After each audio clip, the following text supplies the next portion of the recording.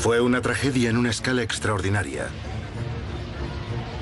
Un terremoto tan potente que movió el eje de la Tierra. Decenas de miles de muertos. Japón entero se movió 3 metros en el mar. Partes de la costa se hundieron más de 1 metro.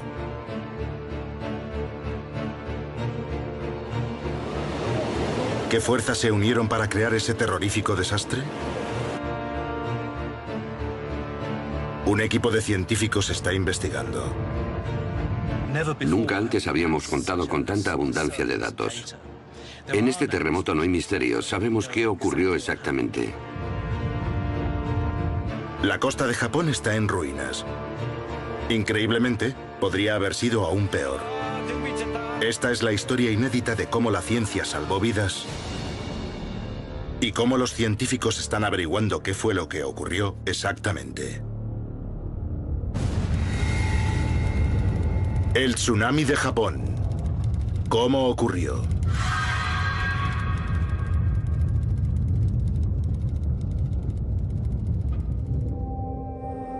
El profesor Roger Wilhelm es un experto mundial en terremotos. Está en Japón para ser testigo de las secuelas. En este momento volamos sobre la costa y gran parte de la costa se ha hundido 1 metro. La amplitud de los daños es realmente increíble. El tsunami se lo llevó todo a su paso, coches, casas, naves industriales, y los fue arrastrando tierra adentro. Una de las cosas que me gustaría ver es hasta dónde llegó, qué tipo de escombros fueron quedando al paso de esas olas gigantes. Wilhelm es el primer geólogo que lleva a cabo un reconocimiento aéreo de los daños. Todos los detalles de este desastre natural han quedado registrados en sismómetros, extensómetros y mareómetros, lo que permite analizar a los expertos qué ocurrió exactamente. Pero esto ha sido, sobre todo, una tragedia humana de una escala inimaginable. Yo quería saber desesperadamente. Por eso he venido hasta aquí. Ha destrozado gran parte de las infraestructuras de Japón, puesto de rodillas a una de las naciones más desarrolladas del mundo.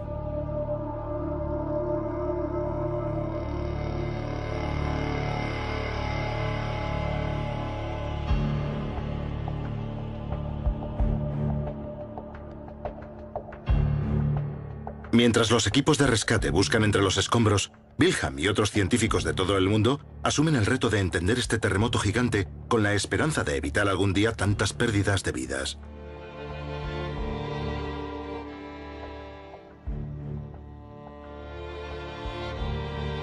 El origen del desastre está situado a 100 kilómetros de la costa.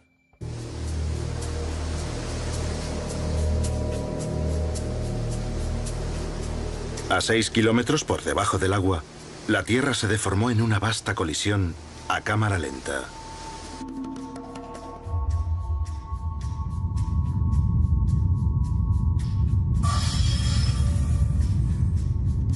La corteza terrestre está formada por varias losas rocosas del tamaño de continentes, las placas tectónicas.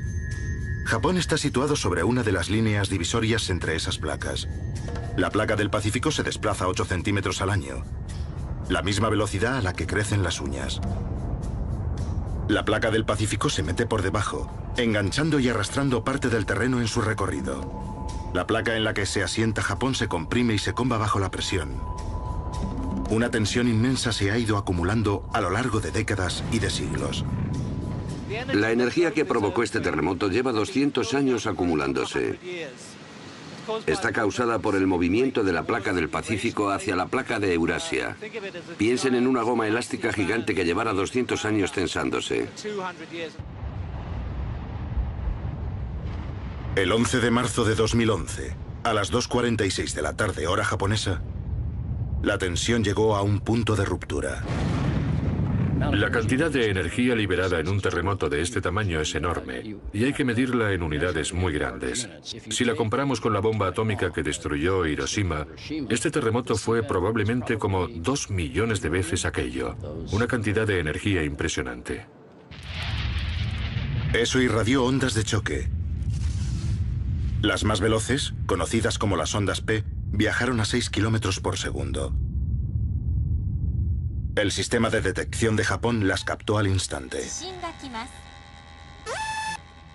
En cuestión de segundos, antes de que nadie se diera cuenta de lo que ocurría, se iluminaron las advertencias automáticas de todo el país.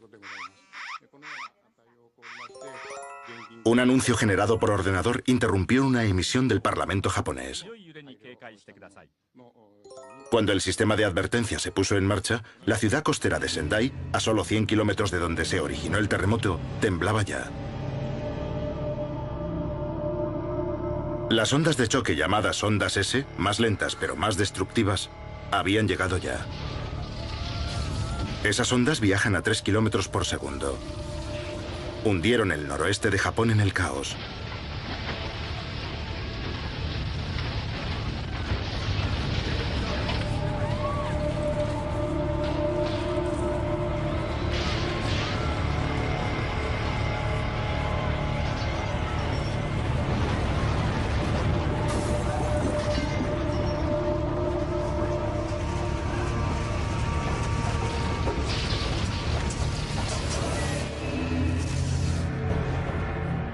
Las ondas, en su propagación, pasaron por Fukushima Daiichi, 150 kilómetros al suroeste del epicentro. Una central nuclear que alberga 6 reactores y que generaba 4,5 gigavatios de electricidad para la red de la zona.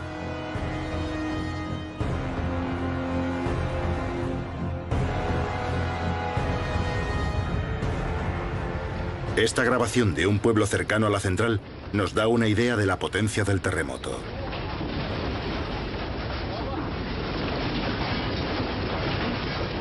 El sistema de advertencia de Japón había apagado automáticamente los reactores. Enfriarlos llevaría tiempo.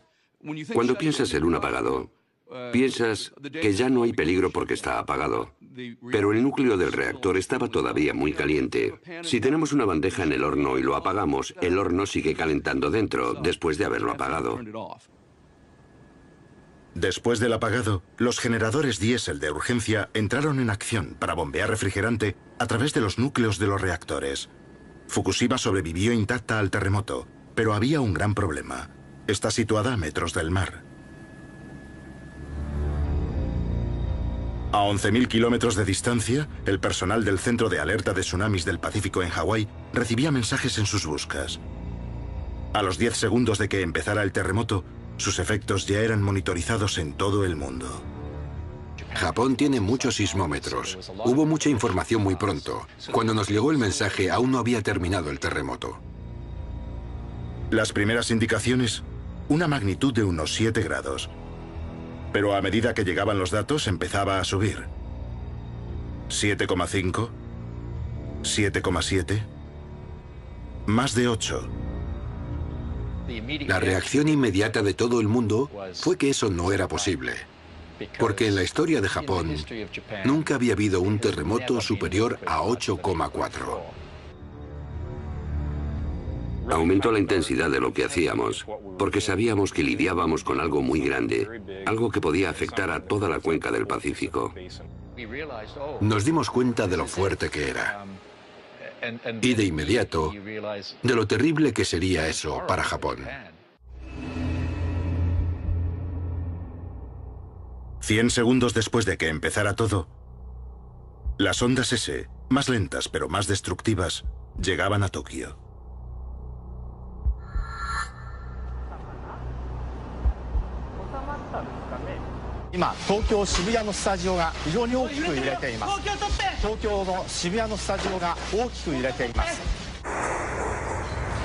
Con 60 segundos de aviso previo, Tokio estaba ya preparada.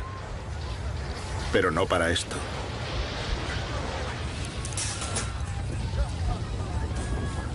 El terremoto duró nada menos que 5 minutos.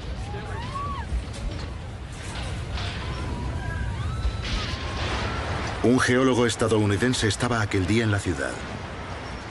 Esperábamos que terminara a los 10, 15, 20 segundos, algo así. 1 minuto como mucho.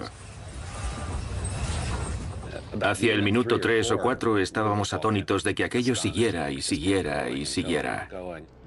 Lo distinto de un terremoto grande es que empieza, pero no se detiene. Nos mirábamos unos a otros diciendo, ¿se ha terminado ya? No, continúa. Y nos íbamos dando cuenta de que era cada vez más grande y tenía que estar bastante cerca.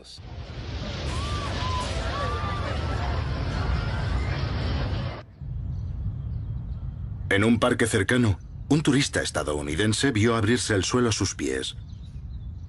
Nadie había grabado nunca eso en el momento de ocurrir. La grabación muestra una característica de los terremotos: la licuefacción. Cuando el suelo se comprime, el agua se exprime y sube hacia la superficie. Vale, ahora mismo tenemos un terremoto y esto se está moviendo.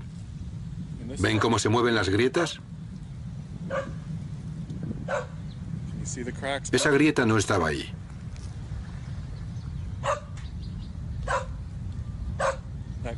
Esa grieta se agranda y se reduce.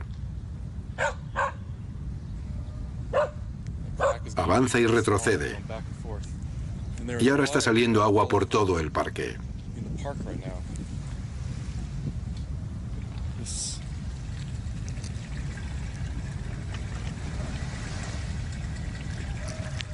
Y aquí hay una grieta enorme y todavía se mueve.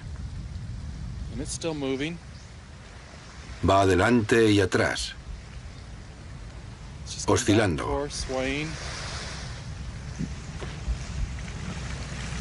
Me está poniendo nervioso, porque este suelo podría ceder.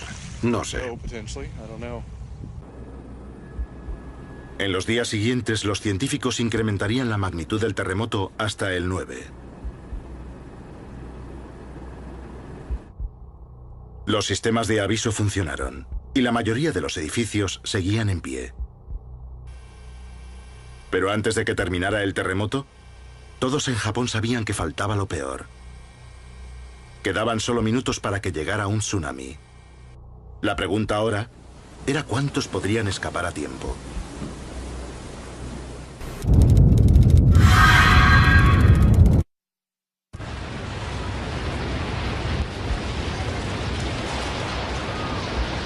El 11 de marzo de 2011, los miles de millones que había invertido Tokio en ingeniería a prueba de terremotos y en sistemas rápidos de alerta demostraron su importancia. Salvaron las estructuras de la ciudad y a sus habitantes. Luego, llegó el tsunami.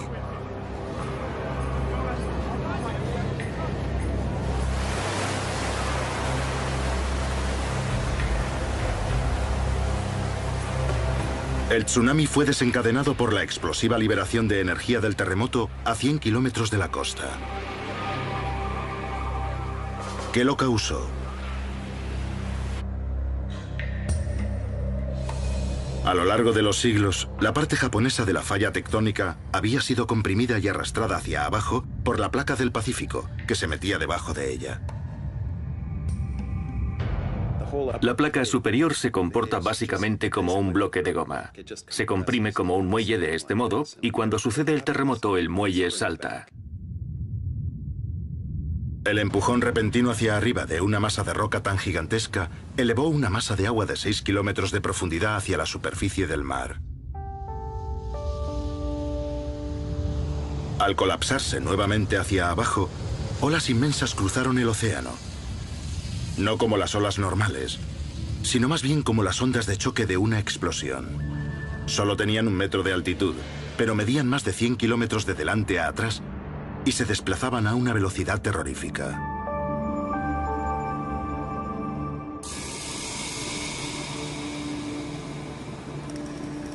La energía elevó el suelo marino.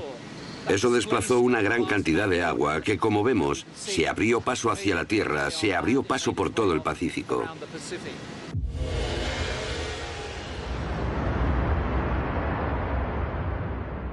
Un lado de la ola cruzó a toda velocidad por el Pacífico. El otro lado corrió hacia la costa de Japón. Los tsunamis viajan muy deprisa, a una velocidad que depende de la profundidad del agua. Si se produce en el océano profundo, el tsunami viaja muy deprisa. Llega a alcanzar la velocidad de un avión a reacción. A más de 800 kilómetros por hora, la ola tardó solo unos minutos en llegar a la costa. Allí, la menor profundidad frenó la parte frontal de la ola. Pero la parte trasera, más veloz, seguía avanzando. Empezó a adelantar a la parte frontal. El aumento de la presión empujó al agua hacia arriba, produciendo una marea en ascenso.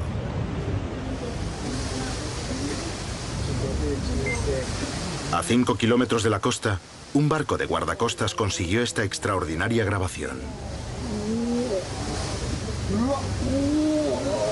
El tsunami encabritándose a medida que la profundidad disminuía. Luego, cuando llegaron a la cima de la primera ola, se acercó una segunda por detrás. La marea alta se convirtió en una ola rompiente, cuya parte trasera seguía empujando, succionando el mar por delante de ella. Lo primero que pareció ocurrir fue que el mar se alejaba de la tierra, y parte de la grabación que hemos visto muestra la gran cantidad de costa que quedó al descubierto, y luego el tsunami creció fuera de la costa y la dinámica de la ola lo transportó tierra adentro. Probablemente, 1 kilómetro cúbico de agua golpeó la tierra y siguió avanzando hasta que se quedó sin fuerza. Esas imágenes increíbles captaron el momento en el que retrocedió el mar, cuando rugió la primera ola. Había llegado el tsunami. El efecto de las olas fue curiosamente impredecible. A primera vista parecía que no había un patrón discernible sobre dónde golpeaba ni cuándo. Primero le tocó a Ufunato en el norte. Después a Sendai en el sur. Y Miyako otra vez en el norte.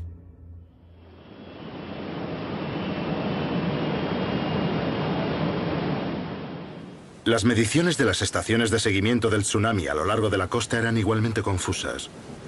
La altura de la ola variaba drásticamente de un pueblo a otro. ¿Por qué? La profundidad variable del lecho marino tenía parte de la culpa. Donde el agua es más profunda, el tsunami viaja más deprisa y llega antes a tierra. Otro factor son las complejidades de los acantilados, bahías y ensenadas que hay a lo largo de la costa. Depende de cómo se ve afectada la ola por la geografía o la topografía de la costa. Esto es Ofunato, el primer lugar donde golpeó la ola. El agua profunda cerca de la costa ofrecía poca resistencia a la ola. Sonaron las alertas del tsunami, pero aquí había poco tiempo para llegar a terreno más alto. El primer aviso que tuvo la gente fue el hecho de que hubo un terremoto. La gente se ha acostumbrado a que si hay un terremoto, hay una posibilidad de que lo siga un tsunami. Pero tuvieron muy poco tiempo y muy pocas oportunidades para escapar. El tsunami golpeó Funato solo 20 minutos después del terremoto.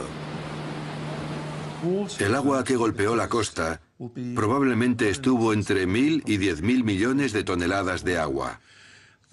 Eso es como coger 1 millón de piscinas y vaciarlas de golpe en las zonas costeras del noreste de Japón.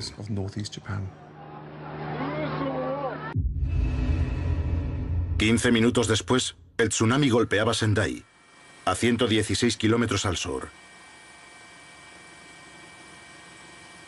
El área alrededor de la ciudad es básicamente agrícola, tierra fértil y plana.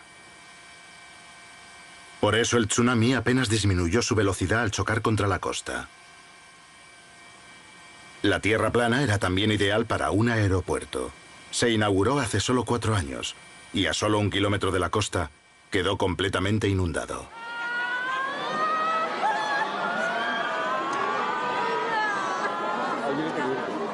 Golpeó áreas muy bajas y no habiendo nada que le impida moverse hacia el interior, pudo trasladarse 6 o 7 kilómetros tierra adentro sin encontrar impedimentos.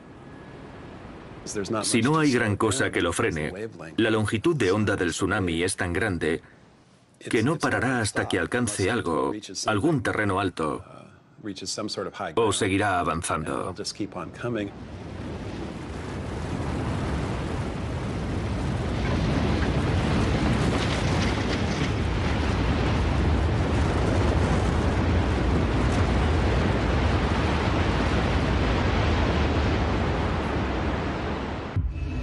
Lo siguiente que golpeó fue la costa de Miyako, 180 kilómetros hacia el norte. Lo que ocurrió aquí pone de relieve otro misterio. La zona tenía buenas defensas contra tsunamis. Los residentes estaban preparados. Deberían haber estado protegidos. La última vez que un tsunami golpeó aquí fue hace medio siglo. Después de aquel tsunami, construyeron paredes de 10 metros de altura, mucho más altas de lo que todos pensaban que serían necesarias. Los simulacros de tsunami se convirtieron en algo normal en la zona. Todos sabían lo que tenían que hacer cuando sonaban las sirenas. El 11 de marzo, las sirenas sonaron a todo lo largo de la costa. ¿Tsunami? Sí, nosotros nos vamos. ¿A dónde vamos? Quizá la colina. Esta vez era verdad. Se acercaba un tsunami. Aquello no era un simulacro. ¿Oyes las sirenas?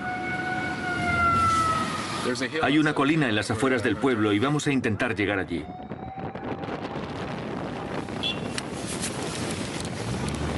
Es una medida de precaución, pero nunca se sabe. Esta ciudad tiene mucha historia de tsunamis y muchas muertes, por lo que obviamente se lo toman muy en serio. Las alertas salvaron la vida de algunos. Esta grabación recoge el momento después de que sonaran las sirenas. ¡Ahí llega!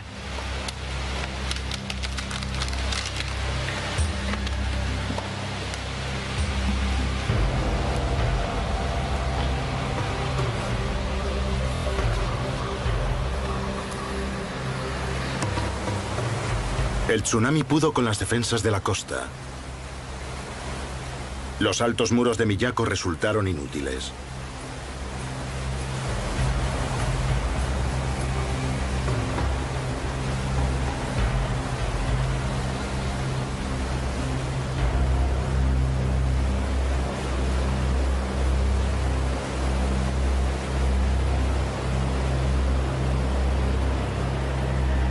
Aquí murieron muchísimas personas. El tsunami tenía 10 metros de altura. ¿Por qué no pudieron pararlo las paredes de 10 metros?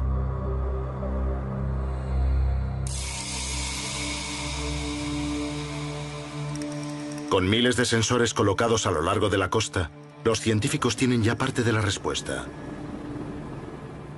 El hecho de que la costa bajara implicaba que el mar tenía mucho espacio al que ir. Básicamente, llenó el espacio vacío que dejó el hundimiento. Varios pueblos han quedado completamente arruinados, sin supervivientes. Y el número de víctimas muy posiblemente llegará a las decenas de miles en el recuento final. Los datos de los sensores habían revelado algo increíble. El terremoto había hecho que toda la línea de la costa se hundiera 1 metro, bajando también los muros de Miyako y haciendo que el tsunami fuese mucho peor.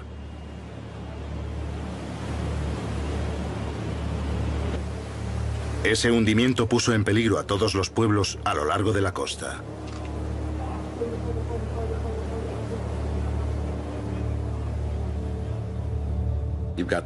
Tenemos la ola del tsunami acercándose por encima de lo que sería básicamente un vacío de 2 metros de tierra hundida.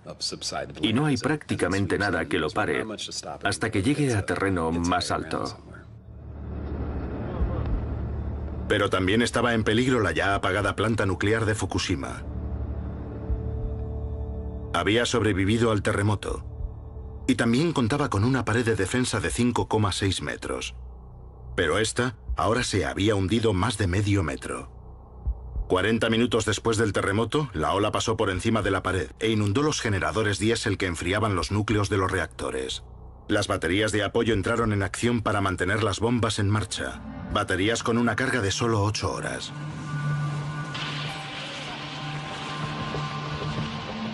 Con miles de muertos ya confirmados. Y ahora el peligro de un desastre nuclear.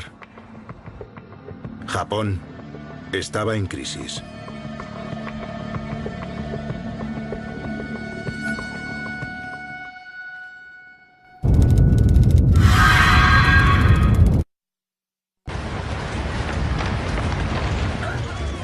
A las 2:46 del viernes 11 de marzo, Japón sufrió su terremoto más potente en 1000 años. Un terremoto de magnitud 9 hizo temblar la tierra. Después, un tsunami gigante la sepultó.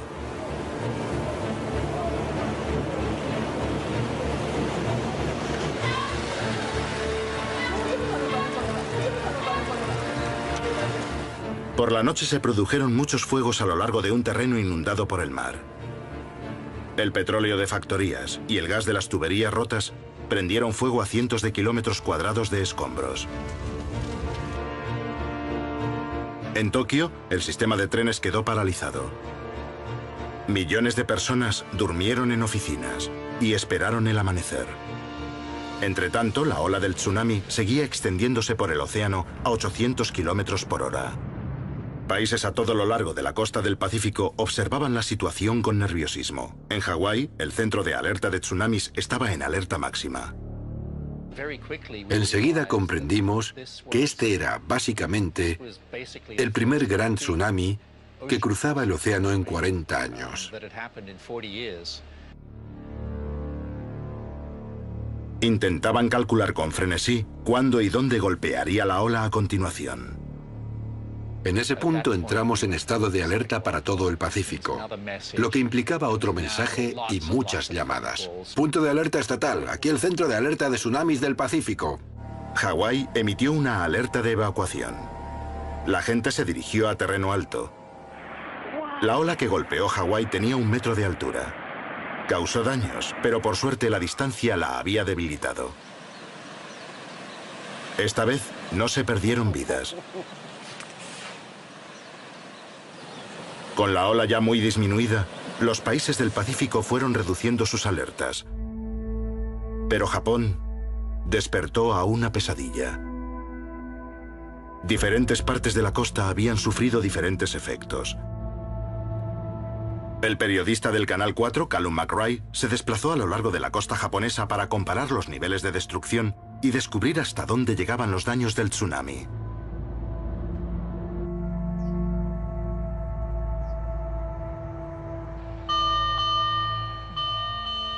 Fue el primer periodista que llegó a la aislada comunidad montañosa de Kahoku.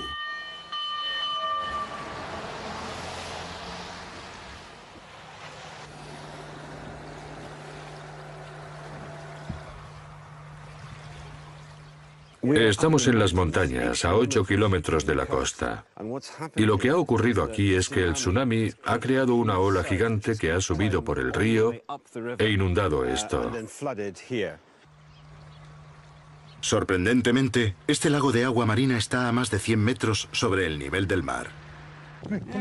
Normalmente aquí solo hay un río pequeño, muy pequeño.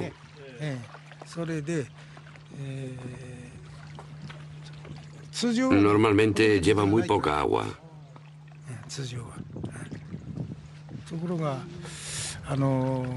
La primera ola del tsunami no nos afectó. Pero con la segunda ola, el agua empezó a llegar hasta aquí. A la mañana siguiente estaba todo esto inundado.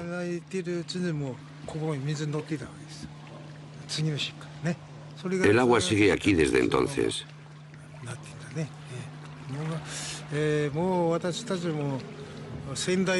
Tengo 70 años y nunca había visto nada igual. Nunca. Los habitantes de la zona temen que al retirarse el agua, deje al descubierto cuerpos arrastrados hasta aquí desde la costa. Viajando hacia el norte, al principio el pueblo de Ofunato parecía intacto. Miren allí.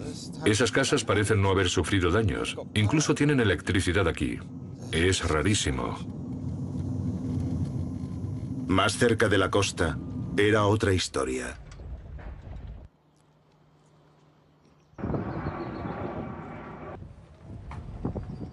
Y como si Ofunato no tuviera ya bastantes problemas, los científicos calculan que toda esta zona, esta región, se ha hundido más de 1 metro.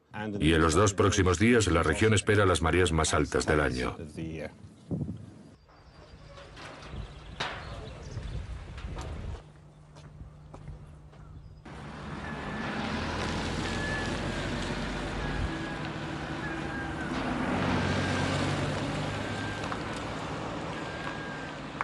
El mar está a 500 metros hacia allí abajo. Y sin embargo, aquí tenemos esto. Es algo increíble ver esto. El tsunami ha arrastrado todo esto hasta aquí arriba. Y lo sorprendente, lo que resulta todavía más increíble, es lo que esto expresa del tamaño del tsunami. Porque el Centro Meteorológico de Japón acaba de sacar cálculos provisionales que dicen que el tsunami que golpeó esta zona medía unos 3,5 metros de alto. Ahora bien, aquí estamos entre 7 y 8 metros sobre el nivel del mar, e incluso con la elevación. El hecho de que pudiera traer todo eso hasta aquí arriba sugiere que el tsunami aquí era mucho más alto de 3,5 metros. Esto resulta extraño incluso entre tanto caos. Barcos, camiones y coches depositados encima de edificios mucho más altos que la supuesta altura de la ola. Eso sucede porque cuando el agua se abre paso por zonas restringidas, como calles, pueblos y ciudades, está dentro de un embudo, y el agua tiene que ir a alguna parte. Así que va hacia arriba dentro de ese embudo y arrastra materiales. Empuja coches encima de tejados que a veces miden más de 15 metros. Y en algunas zonas, el impacto de esto será aún mayor, en particular cuando tenemos calles estrechas. Cuando el agua empieza a arrastrar parte de los almacenes del muelle, los escombros y todo eso, se vuelve más como un glaciar. Es decir, es una pared de escombros que se mueve. Y cuanta más masa tiene, más potencia tiene también. En cierto modo ya no parece agua. Parece como si el pueblo entero se desplazara, y así es. Toda la masa de edificios, coches, frigoríficos y demás que hay en esa pared es fundamentalmente un glaciar de escombros en ese momento y sigue avanzando.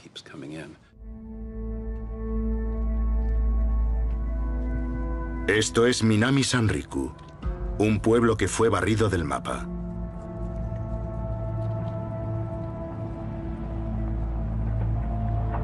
El 95% de los edificios fueron destruidos.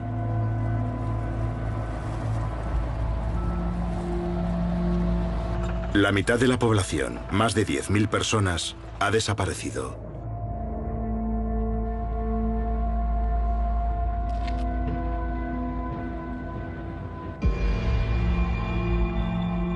Este lugar, Minami Sanriku, probablemente simboliza la tragedia más que ninguna otra parte. Un pueblo entero barrido del mapa por la fuerza de la naturaleza.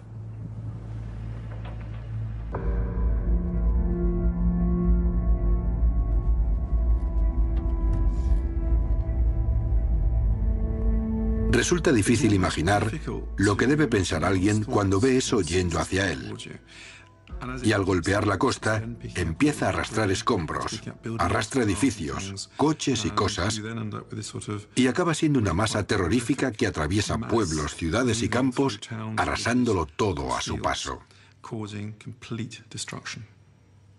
Ya sería bastante malo si fuera solo agua. Pero como está llena de coches y no puedes nadar contra ella, ni flotar contra ella, ni hacer nada, es como si estuvieras delante de una excavadora que moviera el pueblo entero.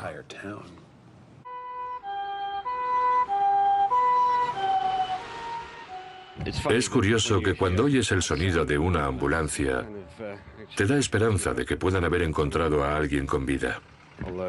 Aunque eso debe ocurrir cada vez menos, pues cualquiera que sobreviviera y quedara atrapado, casi con seguridad, habría muerto ya de hipotermia.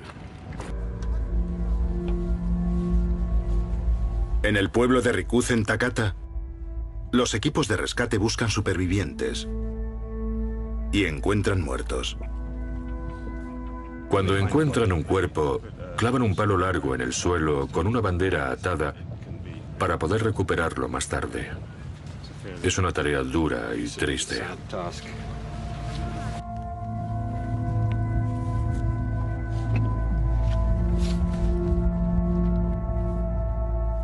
De hecho, no buscan solo cuerpos. Recogen también efectos personales, como este.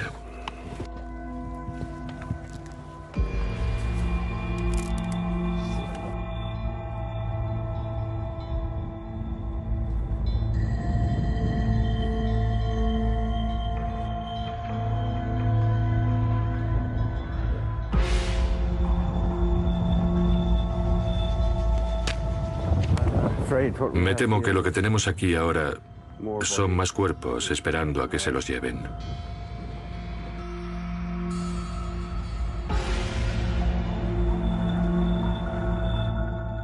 El tsunami no había terminado todavía con Japón. En la central nuclear de Fukushima, lo que había empezado como el fallo de un generador, se empezaba a convertir rápidamente en la mayor crisis nuclear desde Chernóbil. Dejaremos las ventanillas cerradas y me pondré una mascarilla.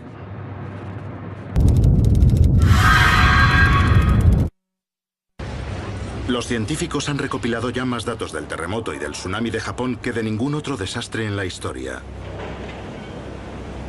Cuando el profesor Roger Wilhelm regresa a Tokio después de su reconocimiento aéreo, la vulnerabilidad de la ciudad resulta muy clara. Hay 30 millones de personas a menos de 2 metros sobre el nivel del mar. Y un tsunami aquí sería devastador. De pronto, un problema. Acabamos de tener un terremoto grande. ¿De verdad? Sí, así que... Acaban de decirnos desde tierra que ha habido un terremoto que ha dañado el helipuerto. Ahora están comprobando los daños. No sabemos cómo de grande ha sido el terremoto, pero obviamente ha sido una réplica. Una réplica muy grande ha golpeado Tokio, de magnitud 6,2. En la semana que siguió al terremoto principal hubo más de 500 réplicas a lo largo de la falla. Estos son datos reales de sismómetros de Japón. Cuanto más grande el círculo, mayor es la réplica. El temblor ha cesado ya. Voy a proceder. Por fin, el helicóptero de Wilhelm tiene permiso para aterrizar. Los daños en Tokio resultan evidentes ya en el helipuerto. Veo la pista aquí, que debería estar oscura por todas partes. Está manchada de blanco en algunos lugares. De hecho, por esta grieta ha salido arena, y hay otra allí y otra más allí. Estamos muy cerca de la costa y la sacudida del suelo durante el terremoto ha hecho que la ola subterránea haga subir arena licuada hacia arriba. Precisamente el mismo fenómeno, la licuefacción, que se grabó durante el terremoto. Y aquí hay un viejo volcán de barro. Viejo. Tiene 3 días. ¿Pueden ver cómo sale el barro por la parte de arriba? Aquí estamos a más de 300 kilómetros del epicentro. Y aquí hay una grieta en la zona de aterrizaje del helipuerto. Sigue a todo lo largo de aquí y en algunos lugares puedes ver hasta 1 metro más abajo. Aquí se separa en 2. Esta va por aquí y podemos ver una diferencia de altura en este borde de la pista. Cuando la corteza terrestre se sacudió durante el terremoto principal, se propagaron más tensiones por la falla. Se alivia la presión en un lugar y se acumula en otros, provocando las réplicas. Lo que ven aquí es cómo sucedieron esas réplicas durante un periodo de 1 semana después del temblor principal. Y esa zona naranja delineada por esos puntos naranjas nos da la imagen de la zona de la falla situada a lo largo del límite de la placa que se rompió en el terremoto. Cada una de las réplicas se cobra un precio en una población ya asustada.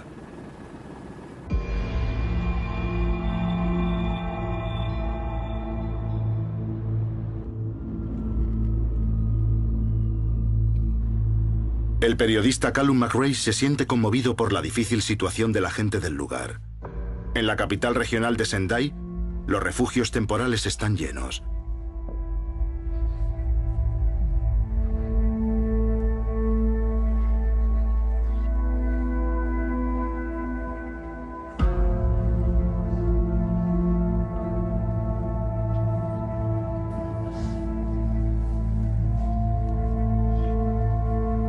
Pero en una ciudad oscurecida y asolada, parece que hay al menos una persona que intenta aferrarse a la normalidad. Estamos en Zendaya, a 300 o 400 metros de la orilla, en medio de una escena de caos apocalíptico. Hace frío, está oscuro, no hay electricidad en ninguna parte. Y sin embargo, ahí arriba, en ese bloque de pisos abandonados, hay una luz en el último piso. Un hombre, una familia quizá, intentan sobrevivir en este caos.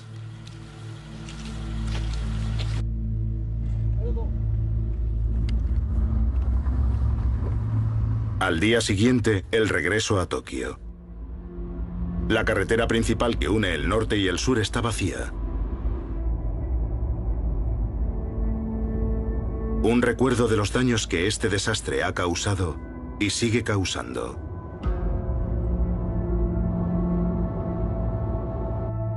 Si terminara aquí, este sería ya uno de los peores accidentes nucleares de la historia y nos enfrentamos todavía a la posibilidad de que se produzca la fusión del núcleo. El sábado han detectado 2 sustancias radiactivas, tesio y yodo, cerca del reactor número 1 de la central.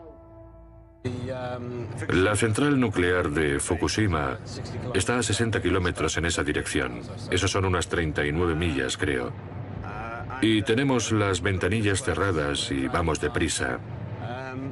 ¿Quién sabe si eso es seguro? Los consejos son contradictorios. El gobierno estadounidense ha propuesto una zona de exclusión de 80 kilómetros. Y, por supuesto, estamos dentro de esa zona. Por otra parte, el gobierno japonés dice que estás bien siempre que no te acerques a menos de 30 kilómetros. ¿Cómo saberlo, pues? Nadie lo sabe. Pero seguiremos con las ventanillas cerradas y me pondré una mascarilla. La mascarilla queda bien, ¿eh? El peligro que representa la planta de Fukushima sigue sin estar claro. Entretanto, los científicos han empezado a analizar el sorprendente número de réplicas que siguen sacudiendo Japón. El temblor principal fue seguido por cientos de terremotos de magnitud 5, docenas de magnitud 6 y un puñado de magnitud 7. Cuando tienes un patrón de un terremoto seguido de otro más grande, nunca sabes si va a volver a ocurrir. El sistema de alertas de terremotos de Japón sí salvó vidas. Y el sistema de alertas de tsunamis de Hawái también salvó a miles. Cuando el tsunami cruzaba el océano, el centro de alerta no lo perdía de vista.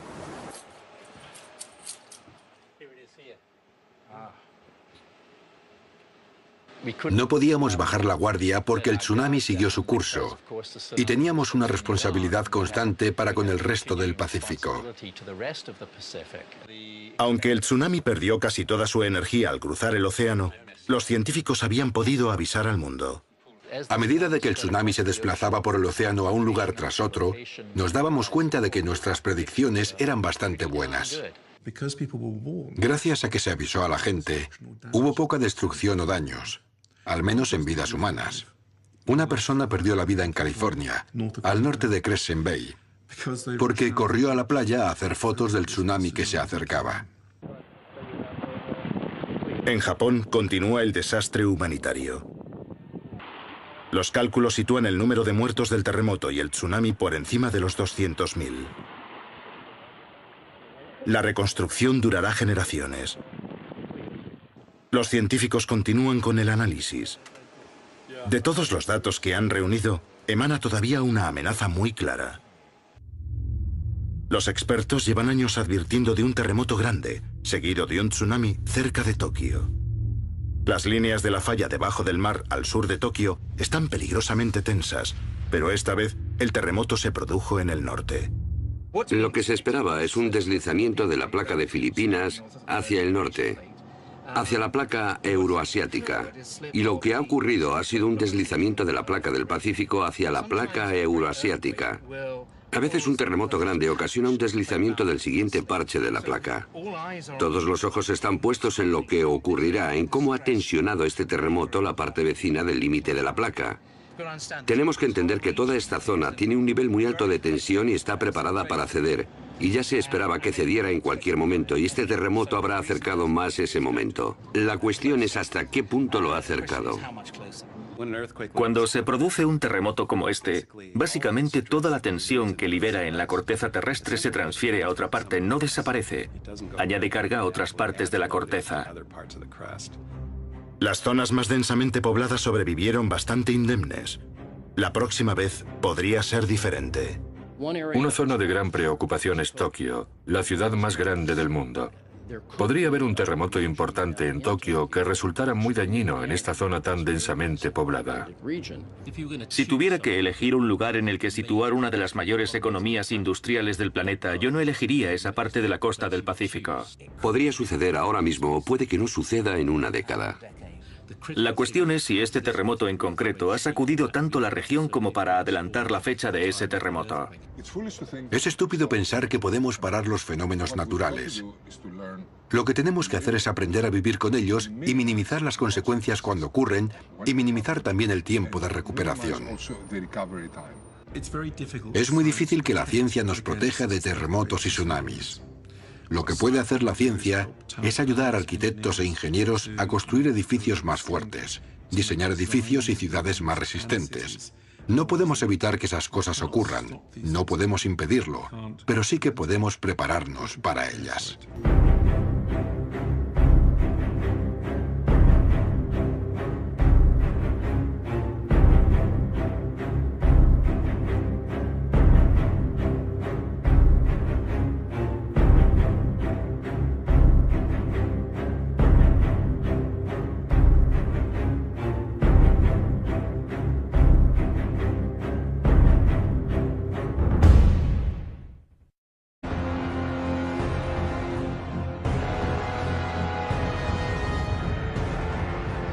Esta grabación de un pueblo cercano a la central nos da una idea de la potencia del terremoto.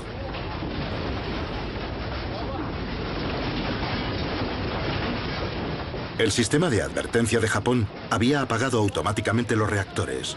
Enfriarlos llevaría tiempo. Cuando piensas en un apagado, piensas que ya no hay peligro porque está apagado.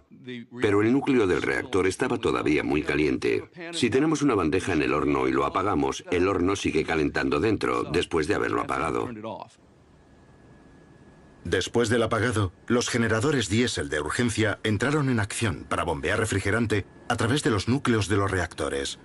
Fukushima sobrevivió intacta al terremoto, pero había un gran problema. Está situada a metros del mar. A 11.000 kilómetros de distancia, el personal del Centro de Alerta de Tsunamis del Pacífico en Hawái recibía mensajes en sus buscas. A los 10 segundos de que empezara el terremoto, sus efectos ya eran monitorizados en todo el mundo. Japón tiene muchos sismómetros. Hubo mucha información muy pronto. Cuando nos llegó el mensaje, aún no había terminado el terremoto. Las primeras indicaciones, una magnitud de unos 7 grados. Pero a medida que llegaban los datos empezaba a subir. 7,5, 7,7, más de 8. La reacción inmediata de todo el mundo fue que eso... A 6 kilómetros por debajo del agua, la Tierra se deformó en una vasta colisión a cámara lenta.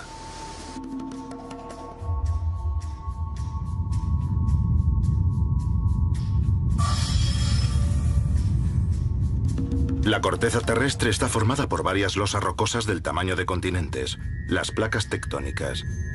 Japón está situado sobre una de las líneas divisorias entre esas placas.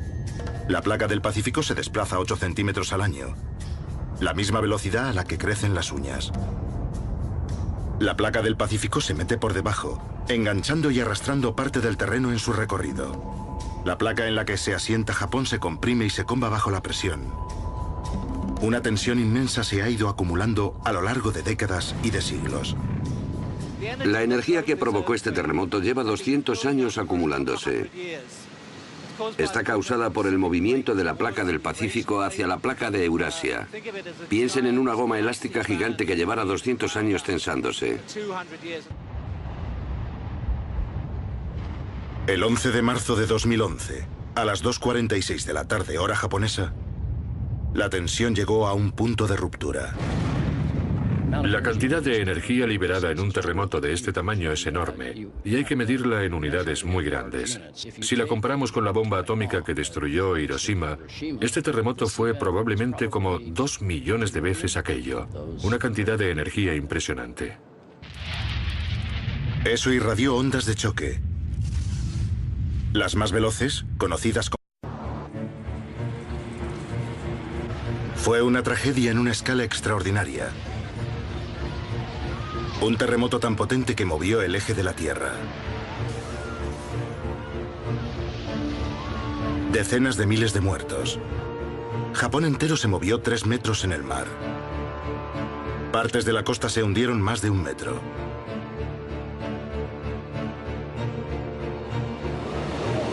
¿Qué fuerzas se unieron para crear ese terrorífico desastre? Un equipo de científicos está investigando. Nunca antes habíamos contado con tanta abundancia de datos. En este terremoto no hay misterio, sabemos qué ocurrió exactamente. La costa de Japón está en ruinas. Increíblemente, podría haber sido aún peor. Esta es la historia inédita de cómo la ciencia salvó vidas y cómo los científicos están averiguando qué fue lo que ocurrió exactamente. El tsunami de Japón. ¿Cómo ocurrió?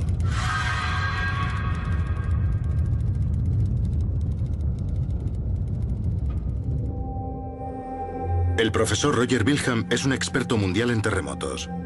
Está en Japón para ser testigo de las secuelas. En este momento volamos sobre la costa y gran parte de la costa se ha hundido 1 metro.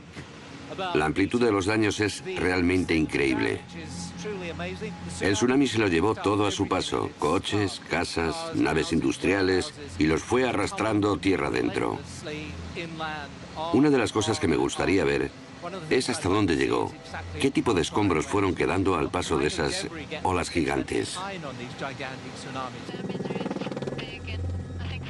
Wilhelm es el primer geólogo que lleva a cabo un reconocimiento aéreo de los daños.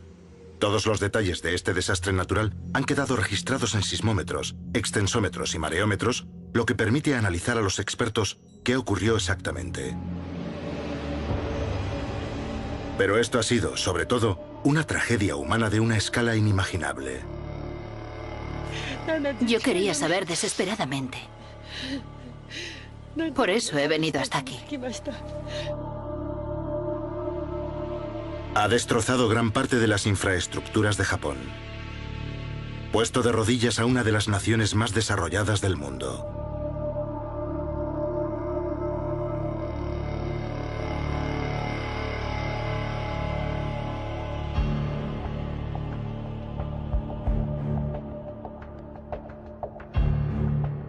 Mientras los equipos de rescate buscan entre los escombros, Wilhelm y otros científicos de todo el mundo asumen el reto de entender este terremoto gigante con la esperanza de evitar algún día tantas pérdidas de vidas.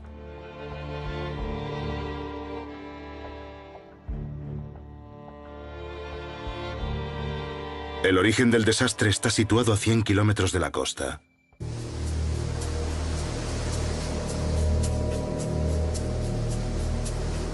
Como las ondas P, viajaron a 6 kilómetros por segundo.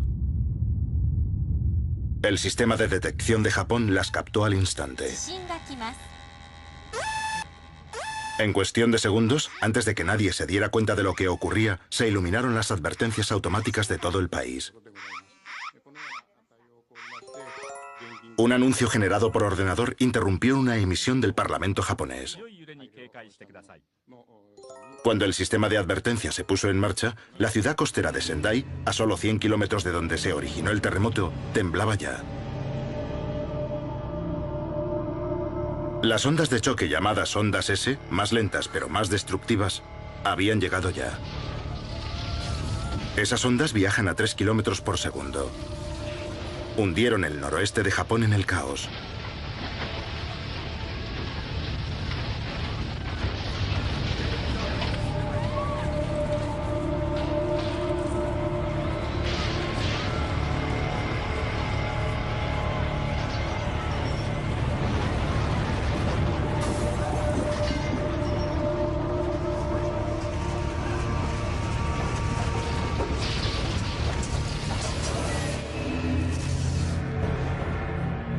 Las ondas, en su propagación, pasaron por Fukushima Daiichi, 150 kilómetros al suroeste del epicentro.